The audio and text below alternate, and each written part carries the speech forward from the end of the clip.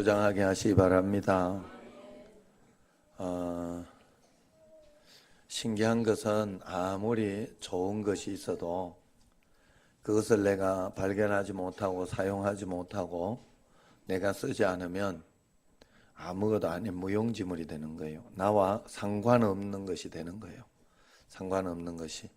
신앙도 여러분 똑같아요. 내가 하나님의 말씀대로 순종하고 따르지 않으면 그 좋은 것은 있어요. 원래 존재해요. 그러나 나하고 상관이 없어요. 역사도 안 일어나고 기적도 안 일어나고.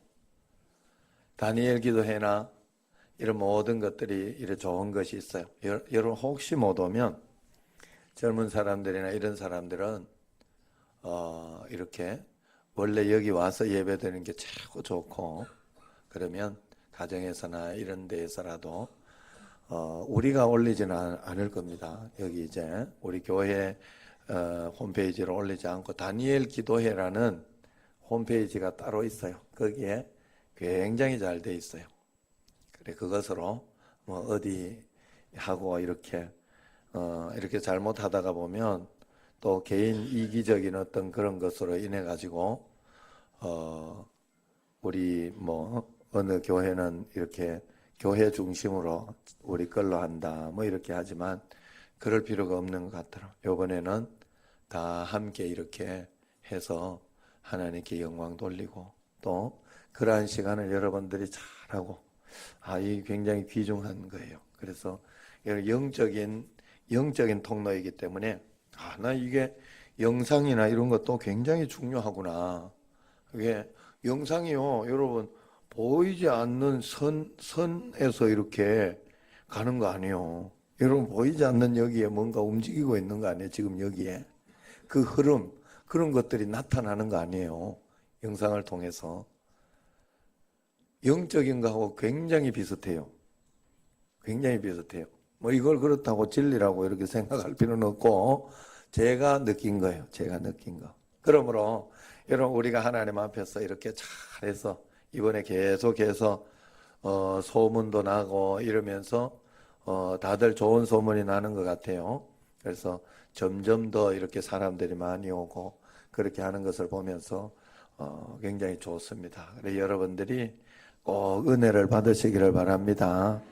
좋은 것을 이렇게 만들어 놓으니까 늘 여러분 교회에 이렇게 여러 가지 행사나 또 여러 가지 특별 새벽 기도회 이런 거 하고 하는 이유는 어떻게 해서든지 여러분들이 신앙으로 끌어당겨지도록 이렇게 만드는 거예요. 그래서 교회는 모이기를 폐하면 안 돼요.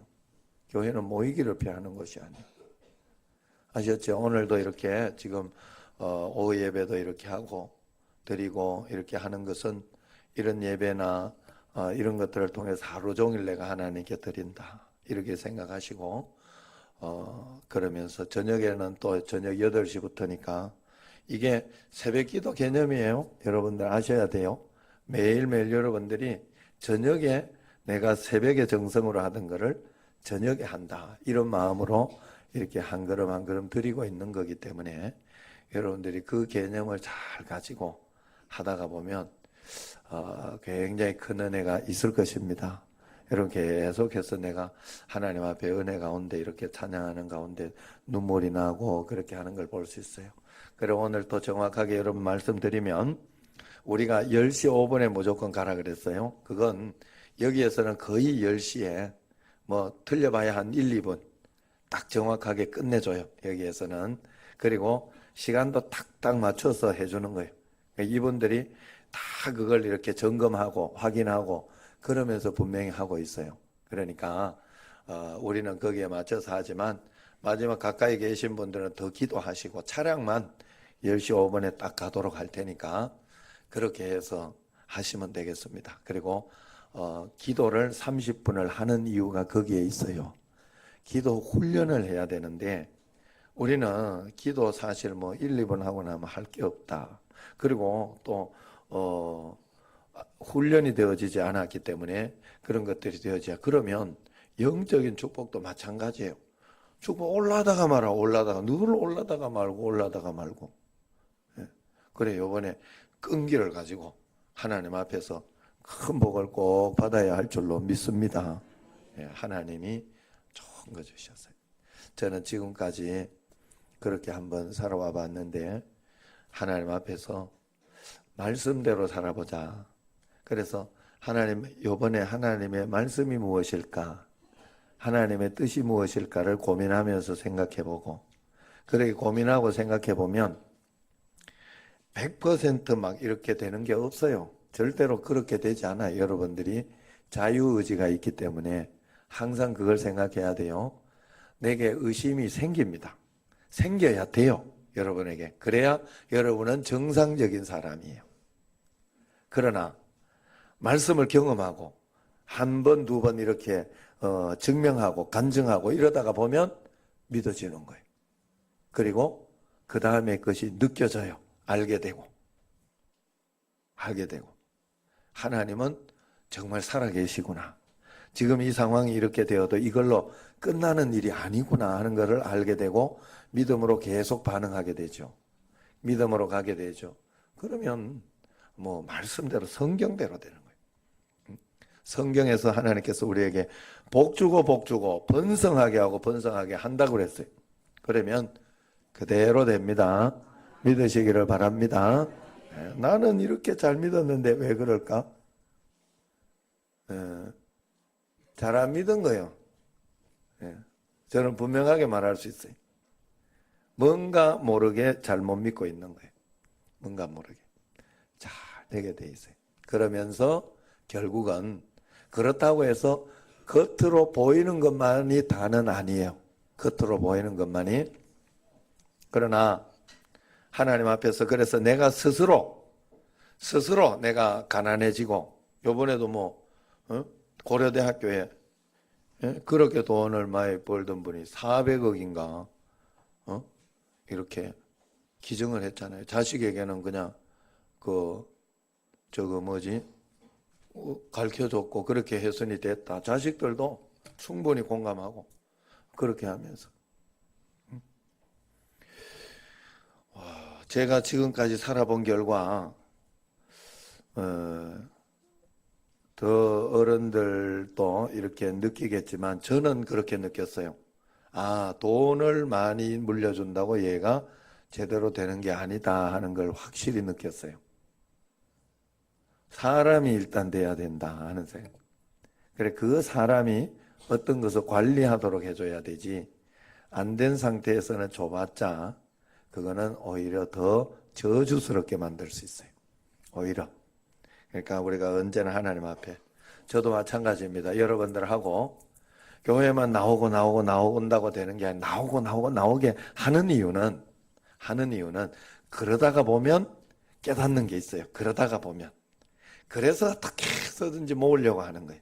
어떻게 해서든지 말씀을 듣게 하고 그렇게 하는 거예요.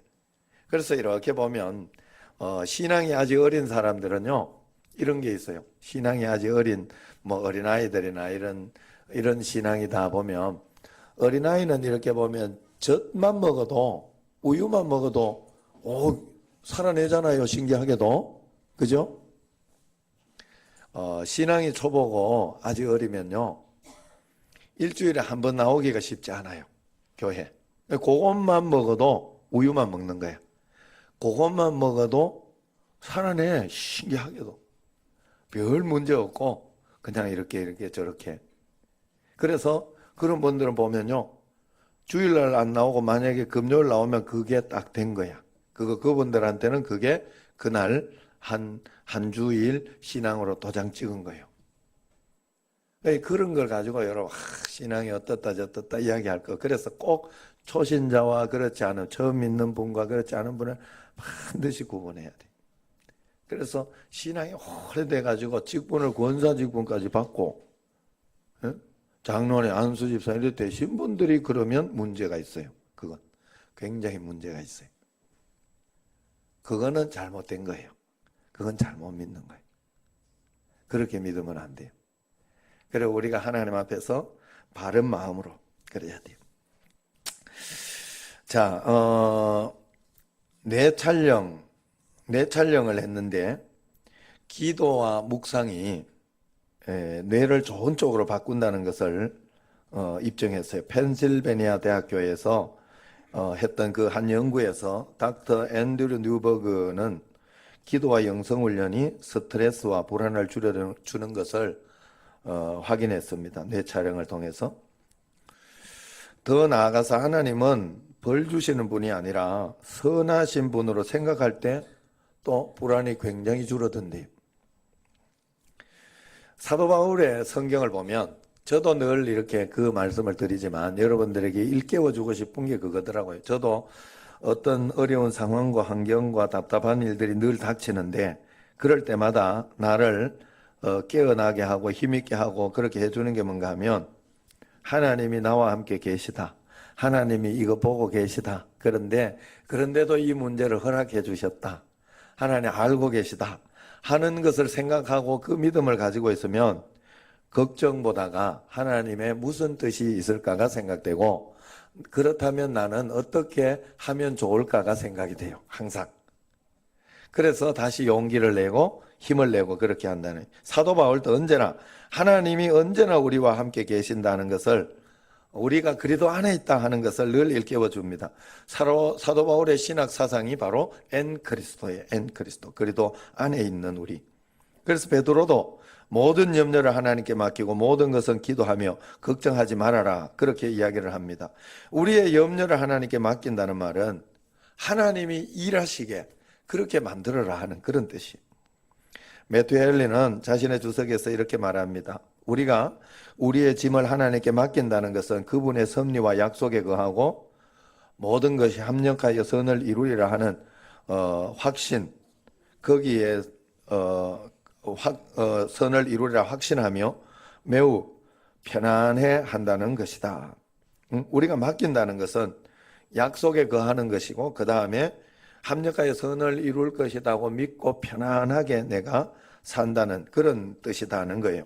그렇기 때문에 우리가 하나님께 맡기면 하나님이 우리를 책임지고 우리를 공급하시리라 라고 그렇게 믿습니다. 우리가 걱정을 하나님께 맡기기 어려운 까닭은 하나님은 나와 전혀 무관하며 오직 우리가 그분을 얼마나 하찮게 생각하느냐, 하나님을 얼마나 능력 없는 분으로 생각하느냐와 관련이 있어요. 욥처럼 하나님과 그분의 능력을 이해하지 못하면 하나님을 우리 수준으로 우리를 위해 일하실 수 없는 그런 수준으로 끌어내 버립니다.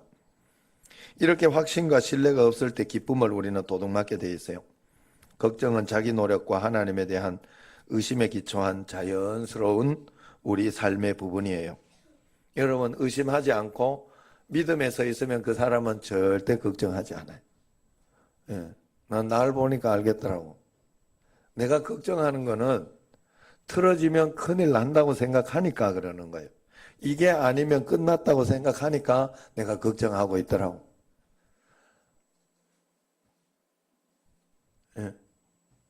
저는 그 살면서 그런 생각을 많이 해요. 그래서 우리 가정의 자녀들이나 이런 자녀들도 그렇게 키우지를 않았어요. 살아보면서 이렇게 보니까 장사 하나를 잘해도 굉장히 잘 살더라고. 그거 하나를 잘해도 기업을 만들더라고. 기업을. 사람 부리면서 살고. 예? 장사 하나를 잘해도. 그러니까 밥 장사 하나를 잘해도.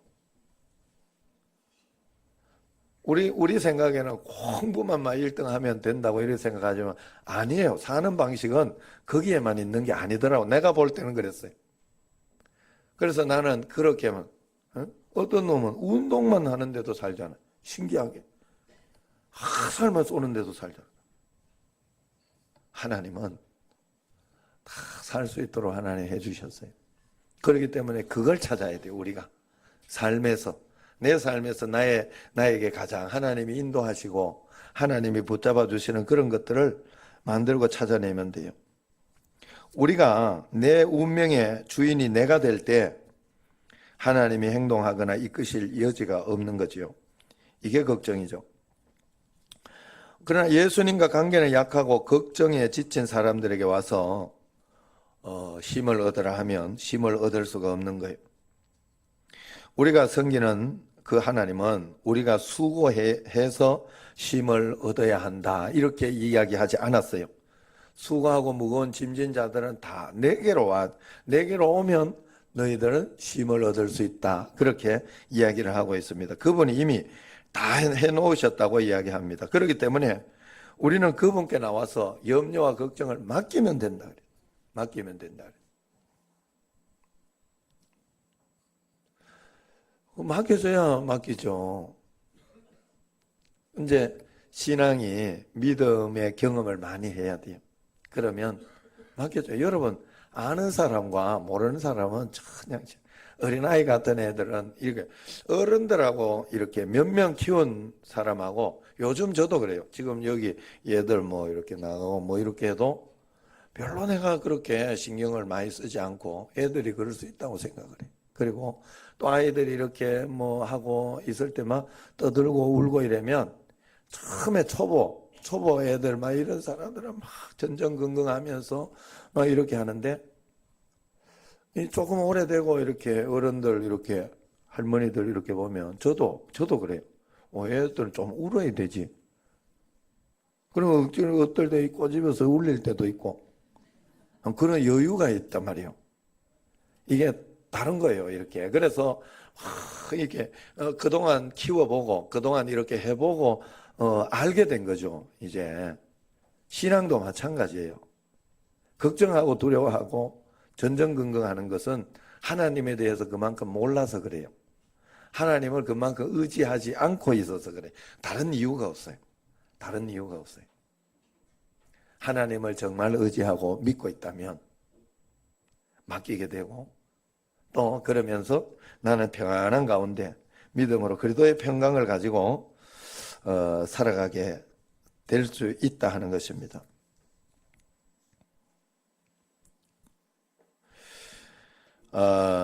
성경에서는 우리가 고난이 우리의 믿음을 세울 때 우리는 기뻐해야 된다. 그렇게 분명히 일하고 있습니다. 시련 중에 기뻐하라. 야고보서에 그렇게 이야기하죠. 고난 중에 기뻐하라는 거예요. 그것은 더 큰 은혜와 복이 있다. 이거는 더 큰 은혜와 복이 있다는 걸 볼 줄 아는 사람만이 이렇게 할 수 있다 하는 것이죠. 내가 아직 기뻐하는 단계에 이르지 못했더라도 하나님을 의심하지는 말아야 됩니다. 걱정 뒤에는 의심이 있습니다. 의심은 하나님을 신뢰하지 못할 뿐이라고 말하는 그런 뜻입니다. 걱정은 의심이고 하나님을 신뢰하지 못하고 있는 겁니다. 예수님께서는 분명히 우리에게 걱정하지 마라, 두려워하지 마라 이야기를 하고 있습니다. 걱정해도 괜찮다 하는 말에 속으시면 안 돼요. 우리 신앙은 걱정하면 안 돼요. 두려워해도 안 되고 하나님은 더 좋은 것으로 복된 것으로 인도하실 수 있고 그렇게 지금 인도하고 있다. 그렇게 믿고 가야 하는 줄로 믿습니다. 예. 오늘 말씀을 이렇게 보면 예수님은 아들을 고쳐달라고 청하는 아버지에게 그렇게 이야기를 합니다. 자, 오늘 23절 한번 봅시다. 같이 읽어봅시다. 예수께서 이르시되 할 수 있거든이 무슨 말이냐? 믿는 자에게 능히 하지 못하는 일이 없느니라 하시고 그랬어요. 귀신 들린 아들 때문에 그야말로 절박한 한계 상황에 처한 그 아버지는 예수님에게 하실 수 있거든 좀 도와달라고 그렇게 요청을 합니다. 이 요청에 대해서 예수님은 할 수 있거든이 뭔 말이냐? 믿는 자에게는 능치 못한 일이 없다라고 분명하게 이야기합니다. 그러자 그 아버지는 내가 믿습니다. 내가 믿나이다. 나의 믿음 없는 것을 도와주소서. 그렇게 답을 합니다. 예수님은 어려울 때 예수님께 오라고 말씀하셔요. 예수님은 우리가 불가능이란 없다고 믿기를 원하시며 우리가 불신앙과 싸울 때 우리에게 은혜와 긍휼을 베풀어 주는 거예요. 어제 저녁에 했던 그 목사님 난 누군지 몰랐어요. 몰랐는데 이제 어제 말씀을 들으면서 이렇게 알게 됐는데, 야, 그 가운데에서도 이렇게 아이가 이렇게 조로 이렇게 일찍 늙어버리는 그 가운데에서 이제 그래서 한 20살 넘길 수 있을란가 하는 생각이 들더라고요. 그러면서 미국에서 주는 그 약도 지금 끊은 상태죠. 그런데 그 상태에서 어떻게 감사하고 어떻게 사랑하고 어떻게 그렇게 살아갈 수 있을까 하는 그런 생각이 듭니다. 그런데 시간을 통해서 하나님을 만나면서 야, 젊지만 굉장히 깊은 영성을 가지고 있구나 하는 걸 느꼈어요. 저는 어제 저 고난이 저 사람을 저렇게 만들었구나. 하나님의 큰 은총이죠. 그런 가운데 기뻐하고 감사하면서 다른 사람을 돕는, 그리고 영향력을 끼치는 그런 삶을 살고 있잖아요. 여러분, 우리는 그런 아무런 상황과 환경이 없음에도 불구하고 우리는 두려워하고 원망하고 불평하고 있지는 않은지 내 자신을 한번 돌아봐야 됩니다. 언제나 하나님 앞에 오늘 말씀처럼 나의 믿음 없는 것을 도와주소서, 그렇게 고백해야 됩니다. 예수님은 내 모습, 내 상황 그대로 만나 주실 것입니다. 예수님의 은혜는 넘칠 것이며 우리는 예수님 안에서 소망을 가지기를 주님 원하시는 거예요. 부활하시고 능력이 무한하신 하나님은 무엇이든지 하실 수 있는 겁니다. 그래서 예수님은 걱정의 재갈을 물리는 방법으로 믿음이 얼마나 중요한지를 힘주어 우리에게 말씀하고 있다 하는 것입니다. 오늘 말씀을 통해서 할 수 있거든이 무슨 말이냐? 여러분, 이 말은 내 마음대로 다 된다 이런 뜻은 아니에요. 우리가 하나님을 그렇게 믿어서는 안 돼. 그게 굉장히 위험한 믿음이에요. 내가 하나님 되는 거예요. 내 마음대로 다 하려고 하면 안 돼요. 한번 생각을 해보세요. 내가 한치 앞도 모르는 사람이, 내일 일도 모르는 사람이, 어떻게 될 일도 모르는 사람이 내가 원하는 대로 다 되면 그게 세상이 어떻게 돌아가겠어? 그죠? 세상은 하나님 원하는 대로 돌아가야 돼요. 하나님의 섭리대로, 하나님의 뜻대로. 그래서 그것을 하나님께서 우리가 원하는 대로 이렇게 우리가 원하는 것을 보면서 우리의 소원을, 우리의 기쁨을 보면서, 또 오늘도 이렇게 보면서 제가 2부 예배 때인가 이렇게 보니까 누구 애를 저기 이소영 지사님 들어오는데 애하고 같이 오더라고. 그래가지고 이렇게 내 같으면 이렇게 좀 앞에 좀 오지 내가 속으로. 너 혼자 생각으로 속으로 조인데. 그러고 있는데 그 뒤에 이렇게 있더니 이렇게 여기 앉을래 이랬더라고. 그래 애가 앞에 올라가나 절대 안 올라가지. 그러니까 걔 의견을 듣고 존중해서 거기에 그대로 앉더라고. 내가 그때 이렇게 마음속에 그런 생각, 하나님도 참 비슷한 거 있다 우리한테. 내가 그래서 마음의 소원을 자꾸 가지고 기도하는 건 굉장히 중요해요. 하나님 앞에 중요한 거예요. 그래 내가 기뻐하면서 그 모든 것들을 이루어내고 이길 수 있도록 하나님은 우리에게 해주시는 거예요. 하나님은 모든 것을 하실 수 있어요. 그런데도 내가 원하지 않는 것을 강제로 하지 않으셔요. 그러니까 여러분이 마음을 들이고 진심으로 하나님 앞에 그렇게 복을 받으려고 하고 하나님 은혜대로, 하나님은 이런 상황 속에서도 좋은 거 주십니다. 복된 거 주십니다. 은혜로운 거 주십니다 하고 여러분들이 자꾸 해야 되는 줄로 믿습니다. 그래서 하나님은 모든 것에, 하나님은 전능하시고 하나님 능력. 제가 욥기를 어제 읽으면서 그런 생각이 들었어요.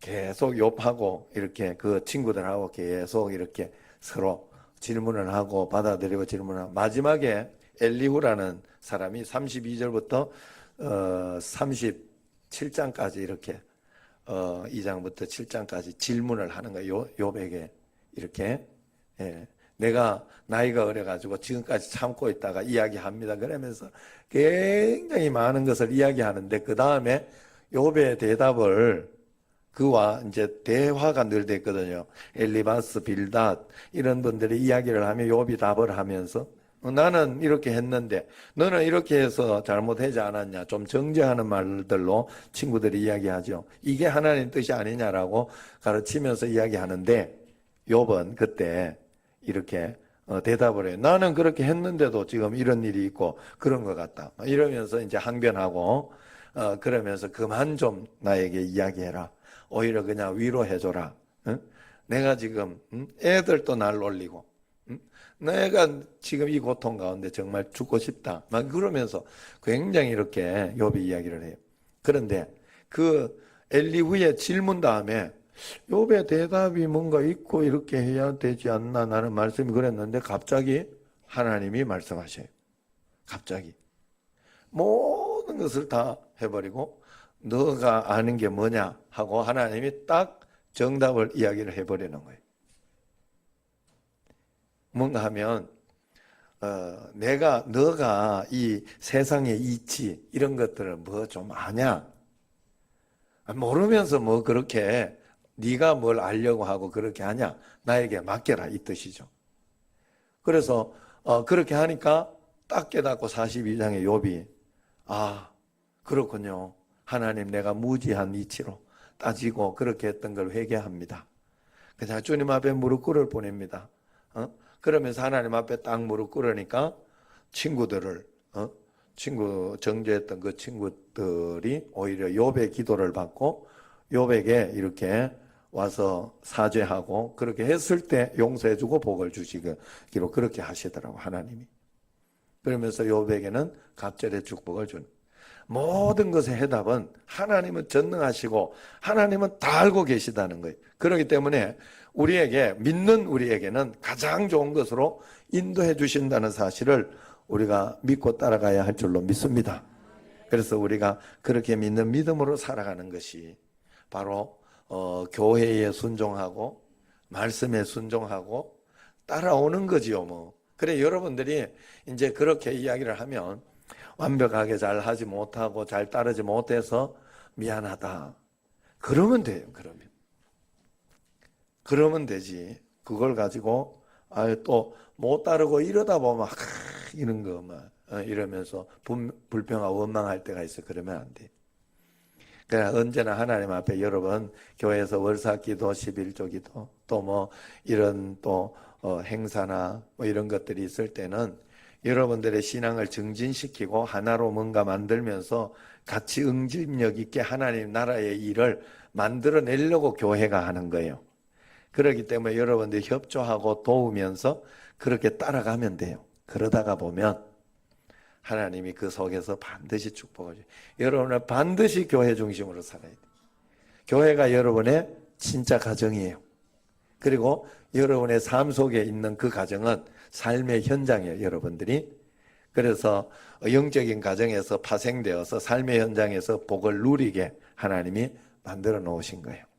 그래서 그 복을 잘 받을 수 있도록 매일매일 주님을 신뢰하고 의지하며 하나님 앞에 나의 믿음 없는 것을 용서하소서 내가 믿나이다 하고 주님 앞에 더욱더 믿음으로 주님 앞에 부르짖고 나아가는 여러분과 제가 되기를 주의 이름으로 축원합니다. 기도하겠습니다. 하나님